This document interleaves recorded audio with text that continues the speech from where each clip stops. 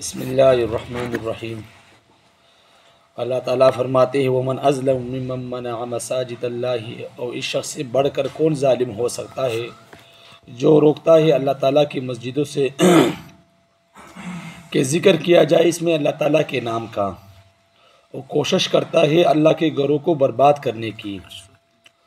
वो लोग नहीं था इनको हक़, ये ऐसे लोग थे कि इनको नहीं था हक़ ये कि दाखिल होते इन मस्जिदों में मगर खौफ करते हुए।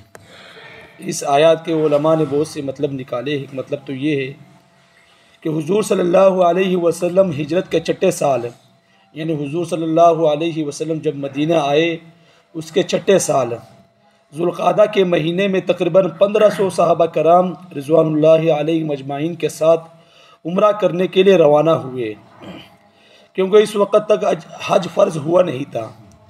हज क्योंकि 9 हिजरी में फ़र्ज़ हुआ है, तो हुजूर सल्लल्लाहु अलैहि वसल्लम अपने साथियों के जब मक्का मुकरमा के करीब हुदैबा के मकाम पर पहुँचे,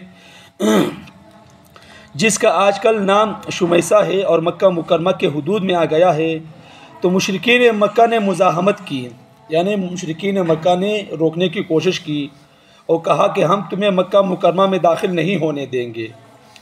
बावजूद ये कि इनको यकीन था कि ये हज़रात उम्रा करने के लिए आ रहे हैं, ठीक है ना। इन मुशरिकीन मक्का को यकीन भी है ये जो हज़रात आ रहे हैं ये सिर्फ़ और सिर्फ उम्रा की नीयत से आ रहे हैं, लड़ने के लिए नहीं आ रहे। कई दिनों तक बहस होती रही, सफ़ीर आते रहे जाते रहे, उधर से सफ़ीर इधर से सफ़ीर, मगर उन्होंने उम्रा ना करने दिया। फिर वो मशहूर वाक़या भी है कि उस्मान रज़ी अल्लाह तआला अन्हु गिरफ़्तार हुए। फिर यह अफवाह उड़ी कि भाई हुजूर सल्लल्लाहु अलैहि वसल्लम को इत्तला मिली कि हज़रत उस्मान रज़ी अल्लाह तआला अन्हु शहीद हो गए, तो 1500 सहाबा कराम ने हुजूर सल्लल्लाहु अलैहि वसल्लम के हाथ पर बैत की कि हम लड़ने के लिए तैयार हैं और हम जिहाद के लिए जा रहे हैं और इन मुशरिकीन मक्का को सबक सिखाएंगे। फिर वो बात झूठी निकली। बहरहाल 7 हिजरी में आप सल्लल्लाहु अलैहि वसल्लम ने उम्रतुल क़ज़ा किया, यानी क़ज़ा की, उम्र के क़ज़ा की। फिर तो इन मुशरिकीन मक्का से बड़ा जालिम कौन है कि जिन्होंने अल्लाह ताला की मस्जिद से रोक दिया। चूँकि ऊपर मुशरिकीन का जिक्र था, इसी मुनासिबत से उलमा फरमाते ये मुशरिकीन भी हो सकते हैं। ये तो मुशरिकीन का हाल है। बहरहाल हमें भी किसी बड़े मुफ्ती से पूछना चाहिए इसके बारे में कि नऊज़ बिल्लाह क्या हमारा हाल भी इनकी तरह है कि नहीं है। क्यों अक्सर लोग मस्जिदों में इस वजह से नहीं आते कि जो फलाना आदमी है बड़ा मुँह फट आदमी है, जो फलाना आदमी वो गालियाँ बकता रहता है, फलाना जो आदमी है वो हमें घूरता रहता है, वो जो फलाना आदमी है हमें बुरा भला कहता रहता है, वो जो फलाना आदमी है हम इस तरह की उस तरह की बातें करते हैं। तो अक्सर लोग मस्जिदों में इस वजह से नहीं आते कि वो फलाना आदमी बड़ा जालिम है, फलाना आदमी इस तरह है, फलाना आदमी इस तरह है।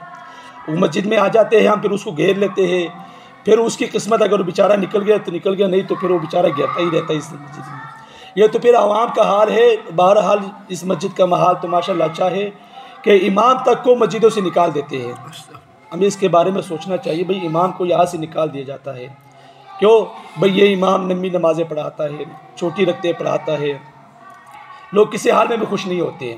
अच्छा, वो हमारे उस्ताद जी फरमाते हैं जो हज़रात अपनी घरों में अपनी बीवियों से जूते खाते वहाँ मस्जिद में आकर कहते भाई इमाम साहब आप कहाँ थे, टैंकी नहीं भरी अभी तक, इमाम साहब आप कहाँ थे, यहाँ पक्का बहुत देर से जल रहा है, ये बल्ब जल रहा है, आप कहाँ थे। यानी कि वो अपनी जो बदमाशी होती है इमाम साहब पर निकाल रहे होते हैं बेचारे। तो इस बारे में हमें सोचना चाहिए, हमें फ़िक्र करनी चाहिए। यहाँ तक मैंने सुना है एक आदमी मुझे कहने लगा, मेरा भाई भी उस वक़्त नहीं था बल्कि मैंने बाद में बात की, वो मुझे कह रहा था भाई मुझे कह रहा था कि मैं वो फ़लानी जगह में मस्जिद में पढ़ रहा था, लेकिन वहाँ के इमाम साहब थे जो अपनी बीवी के साथ बाज़ारों में फिर रहा है।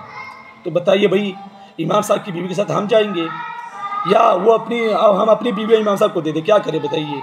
हाँ, इस माशरे में सबसे अच्छा घराना है तो मौलवी साहब का है कि जो अपनी बीवी के साथ फिरता रहता है, और जो हमारी बीवी माशाल्लाह खुद जा रही है, ना बेटा होता है, ना भाई होता है, ना खावंद होता है, ना बाप होता है, और माशाल्लाह बग़ैर दुपट्टे के और माशाल्लाह बग़ैर बल्कि कपड़े भी सही तरह नहीं पहने होते, बाज़ारों में फिर रही होती है, वो जायज़ है। और इमाम साहब अपनी बीवी के साथ बाज़ारों में जा रहा है तो ये गुनाह हो गया। तो कहते ही भाई हमने फिर उसके बाद नमाज़ें पढ़ने ही छोड़ दी इमाम के पीछे। बाद में मेरे भाई ने कहा कि भाई तुम इस तरह कहते भाई हम भी आप लोगों के जैसे को नमाज़ें नहीं पढ़ाएंगे। बहरहाल हम तो डरते रहते लोगों से। तो ये हाल है लोगों का, तो इसके बारे में हमें सोचना चाहिए, फ़िक्र करनी चाहिए। अल्लाह से दुआ है अल्लाह अमल की समझ की तौफीक अता फरमाए। वाक़िअ तवाना।